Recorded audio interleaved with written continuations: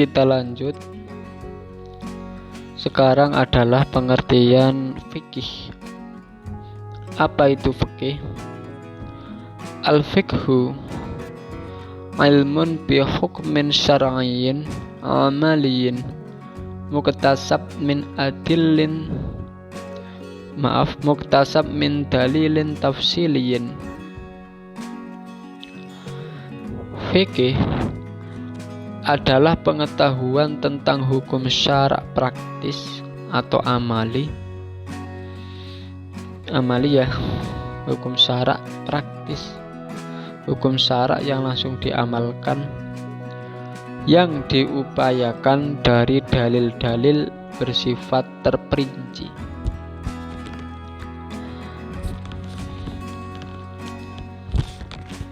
Fikih secara bahasa berarti faham. Saya faham ini. Itu fikih. Sedangkan secara istilah definisinya itu banyak, tapi mudahnya itu gini. Ilmun bi hukmin syar'iyyin amaliyyin muktasab min dalilin tafsiliyyin adalah pengetahuan tentang hukum syarak yang berkaitan dengan perbuatan, atau tadi syarak praktis, ngamal-ngamal, yang diupayakan dari dalil bersifat tafsili, rinci. Dalilnya itu rinci, bukan dalil jemal. Ini yang bedakan antara usul fikih dan fikih. Salah satunya dari segi dalil. Kalau usul fikih itu dalilnya ijmal, tapi fikih itu tafsil.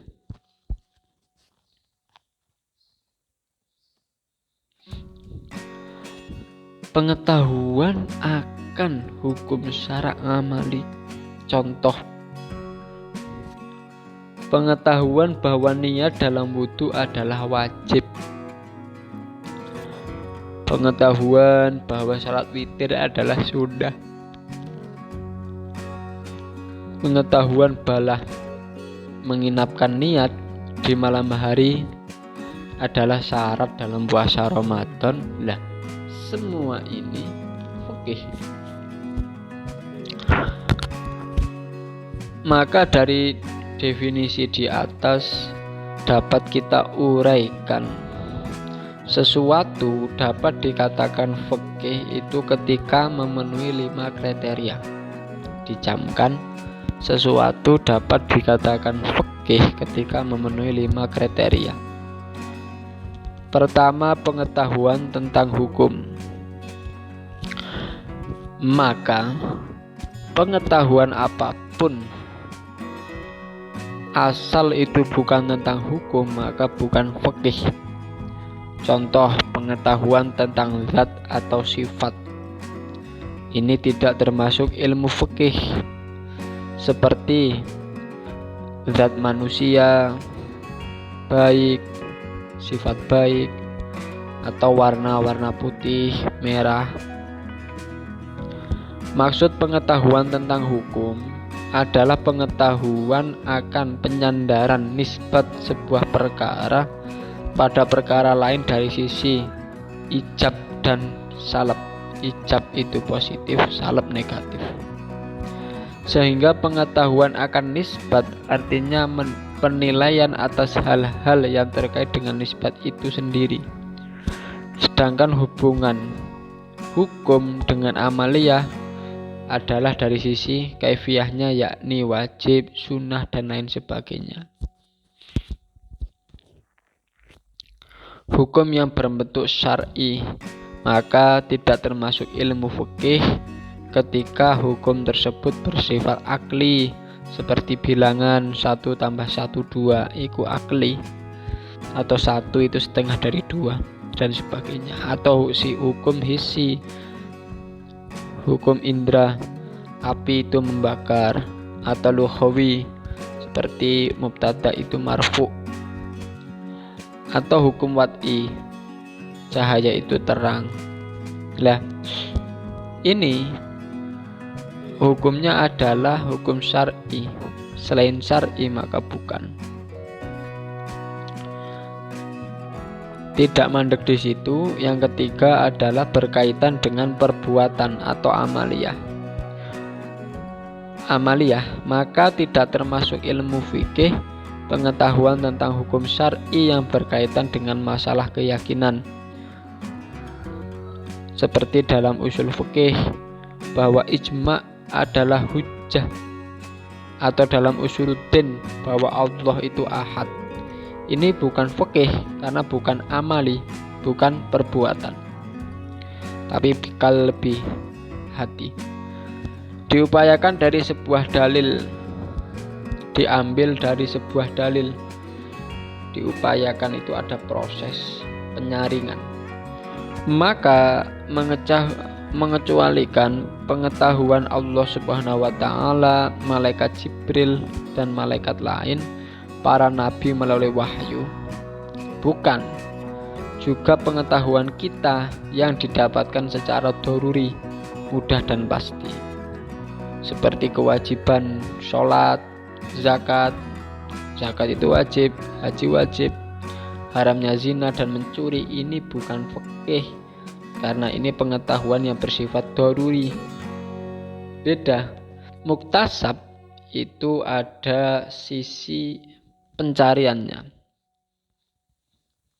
bukan doruri. Sholat itu wajib, itu doruri, maka ini bukan fikih. Tapi niat dalam sholat itu wajib, itu masuk dalam fikih. Ayo, sholatnya sendiri bukan hukum fikih, tapi niat dalam maaf saya ralat. Saya ulangi bahwa ijma' diupayakan dari dalil seperti kewajiban sholat, zakat, ila akhiri.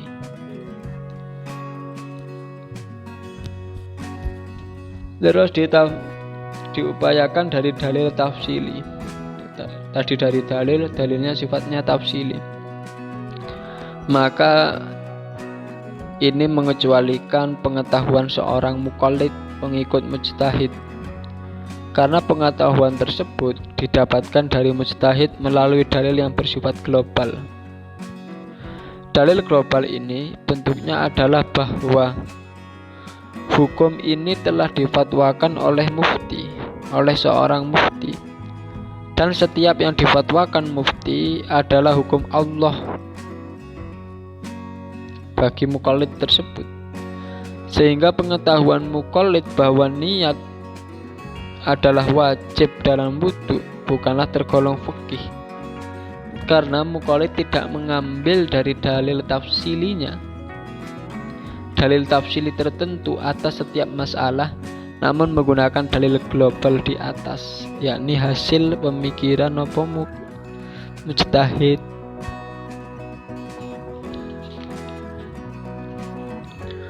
Penggunaan redaksi ilmu dalam definisi fikih di atas tidak mengurangi objektivitas pendefinisian. Kata ilmu kan tadi dikatakan apa? Ngilmun bi hukmin syar'iyyin. Kata ilmu semestinya digunakan untuk pengetahuan yang dimensi kebenarannya pasti. Sedangkan kebanyakan permasalahan fikih terbatas dalam ranah dzon atau dugaan saja. Titik temunya bahwa yang dikehendaki dalam hal ini adalah dzon, dugaan asumsi yang bersumber dari seorang mujtahid, karena sangat kuat dzon tersebut sehingga mendekati taraf ilmu atau diyakini kebenarannya. Kesimpulannya adalah fikih itu ilmun bi hukmin syar'iyyin, ilmu atau pengetahuan tentang hukum syarak praktis, hukum amal perbuatan. Ini mengecualikan seperti bahwa ijma itu hujjah, bahwa Allah itu ahad, karena itu bukan perbuatan. Yang muktasab min dalilin tafsiliyin, yang diambil dari dalil tafsili. Muktasab itu adalah upaya, maka sesuatu yang doruri diketahui secara pasti. Contoh, kewajiban sholat, kewajiban zakat, haji, haramnya zina, mencuri. Itu bukan fikih karena tidak ada muktasabnya, tapi itu doruri.